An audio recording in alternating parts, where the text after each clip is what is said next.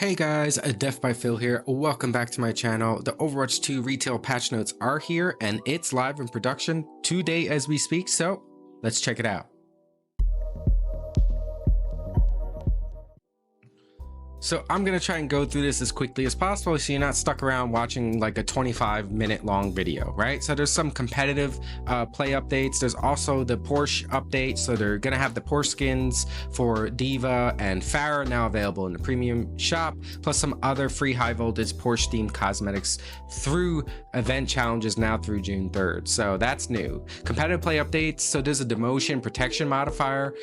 So it's just been moved. So it's like an interface change, so it's basically easier on the eyes, nothing crazy here.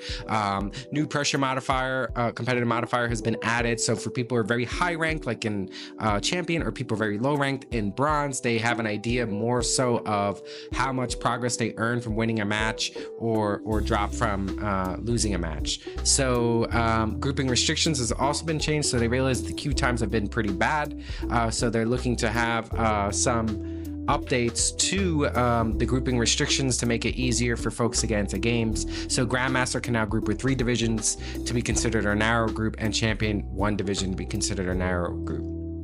Matchmaking updates.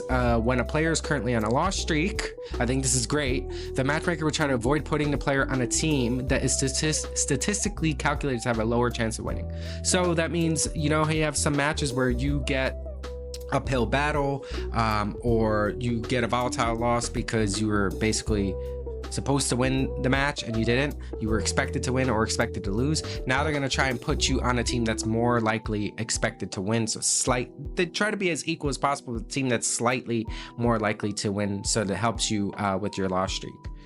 So the hero updates, we talked about this in the director's take, but armor health has been reverted to provide a flat damage reduction of 5 per projectile up to a maximum of 50% damage reduction. So this is definitely targeting heroes like Reaper and even D.Va, with their damage is more like a shotgun spread, like Roadhog spread.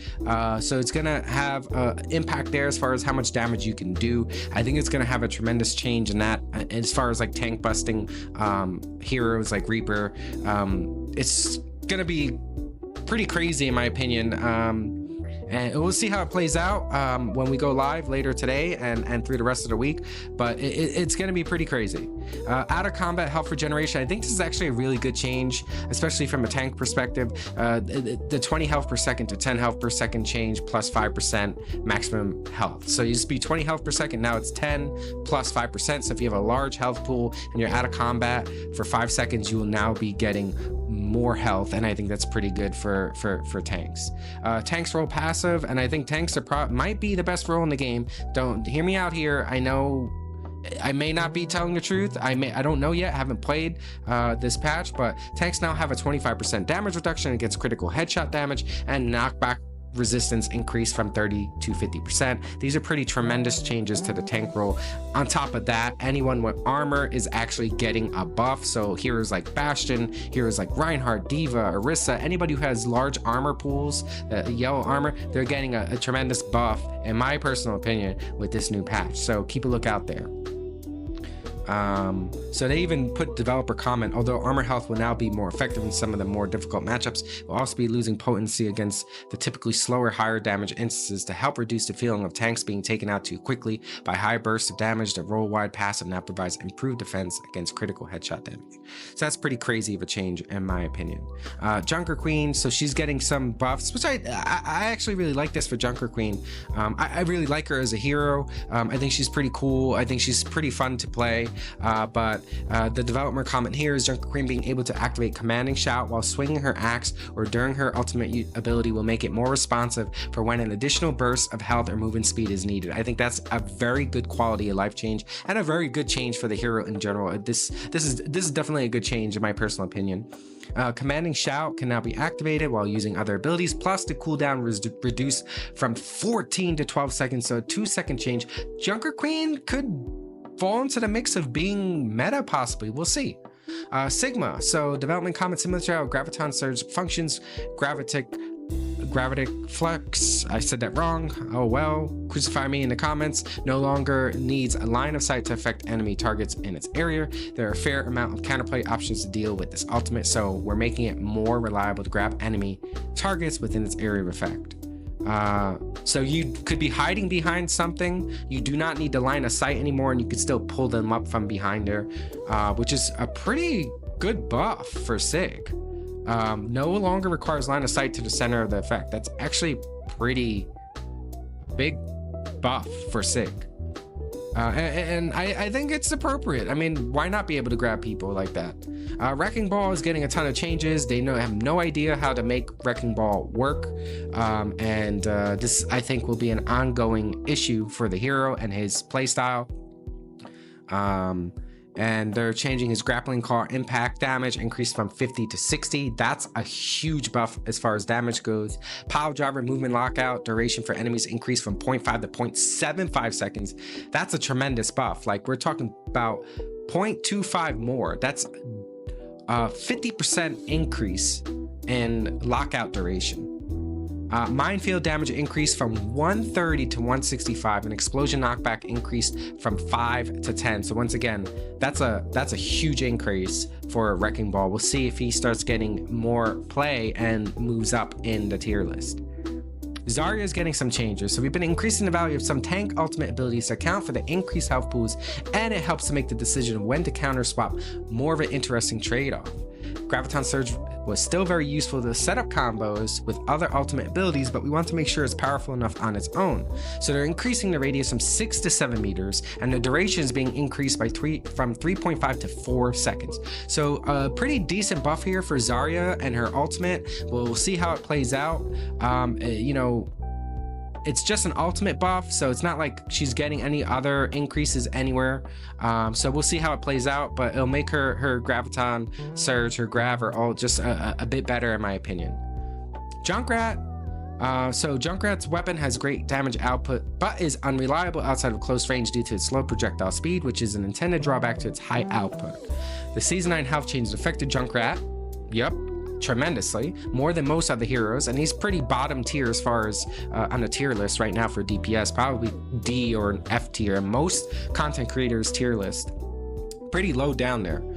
It now requires one shot more to secure an elimination. We're increasing the damage on direct impacts to return to 2 direct hits for an elimination, without making his combo with Concussion Mine as deadly as before, since that one is much easier to execute. So impact damage increased from 40 to 45, total damage increased from 120 to 125. So this is like your regular frag launcher, your regular primary fire.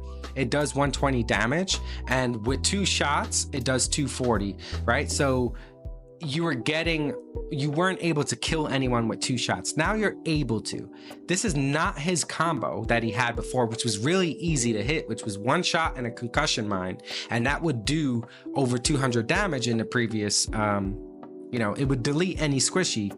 Now with 250 HP pretty much being the standard HP for most heroes in the game that are not tanks, the concussion mine combo was still short by 10 HP. Now it would only be short by 5 HP, so you still won't have that combo. But if you're spamming, if you get hit with 2 nades, you're gonna die. So now it's no longer 3 nades needed from his primary, it's now 2. So pretty decent change for Junkrat, but I still don't think it's gonna make him anywhere near like being good.